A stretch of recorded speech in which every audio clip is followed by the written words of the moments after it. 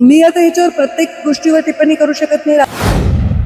मी काही त्या टीकेवर उत्तर देण्याचं माझं काम नाही, त्याच्यावर व्यवस्था उत्तर देईल.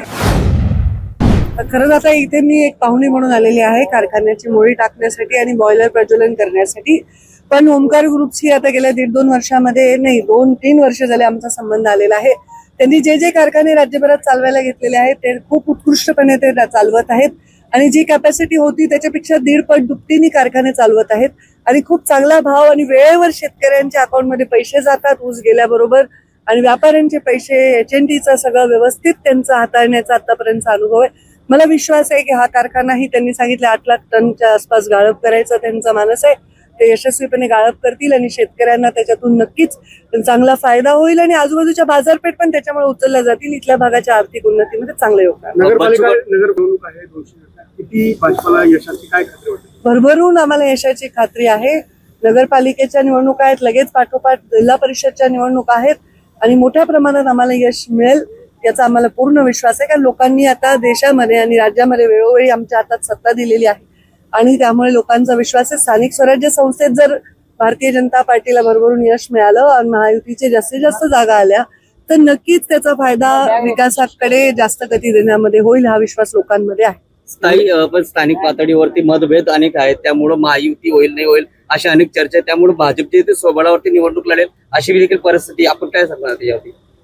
मी आता याच्यावर प्रत्येक गोष्टीवर टिप्पणी करू शकत नाही. राज्यभर निवडणुका आहेत, तिथले लोकल लोक काय निर्णय घेतील हे त्याच्यावर अवलंबून आहे. पण कोणत्या तरी महायुतीच्या घटकाचाच इथे विजय होईल एवढा मला विश्वास आहे. बच्चू कडू यांनी टीका केलेली आहे की मत चोरी केली गेलेली आहे आणि निवडणूक आयोगांना पैशांची गड्डी जी आहे ती दिली गेली, त्यामुळे मत चोरी जी आहे ती बेशुमार होतात.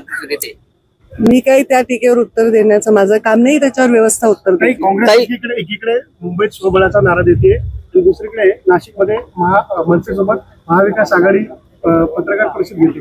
काय वाटतंय सगळं? तिकडे एकीकडे स्वतंत्र, आता हे स्थानिक मॅटर आहे, ज्याचे त्याचे मॅटर आहे, त्याच्यावर मी काही टिप्पणी करण्याचा आवश्यक. ठाकरे बंधू दोघी भाऊ एकत्र येते त्यामुळे महायुतीला फटका बसेल असं वाटतं का आपल्याला? मी तर म्हणलं भरभरून आम्हाला यश मिळेल असं hashtag Pankaja Munde, hashtag Dhananjay Munde, hashtag Manoj Jarange Patil, hashtag Beed district,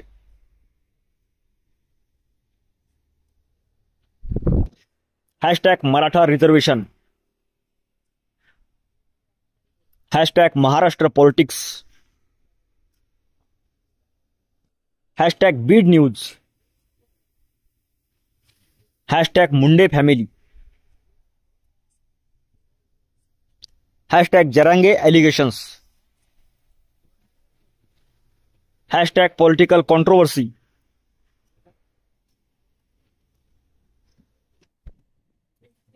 hashtag Maratha community,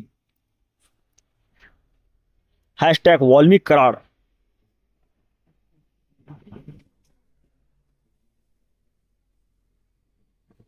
hashtag Munde issue, hashtag Devendra Fadnavis, hashtag reservation debate, hashtag Marathwada news,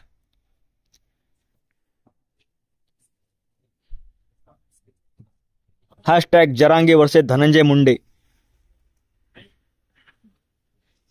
hashtag Manoj Jarange live, hashtag Dhananjay Munde live, hashtag Pankaja Munde live, hashtag NCP leader, hashtag Ajit Pawar, hashtag BJP leader, hashtag Uddhav Thackeray, hashtag Raj Thackeray, hashtag Eknath Shinde, hashtag Beed crime, hashtag politics uncover,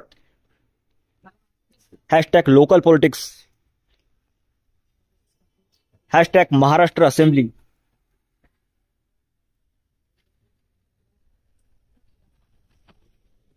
hashtag Maratha leader,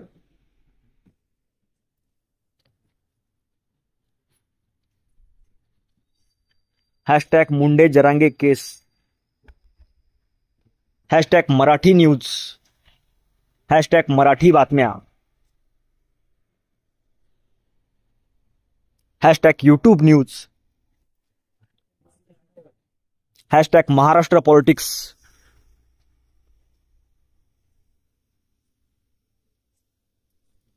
hashtag Marathi news live.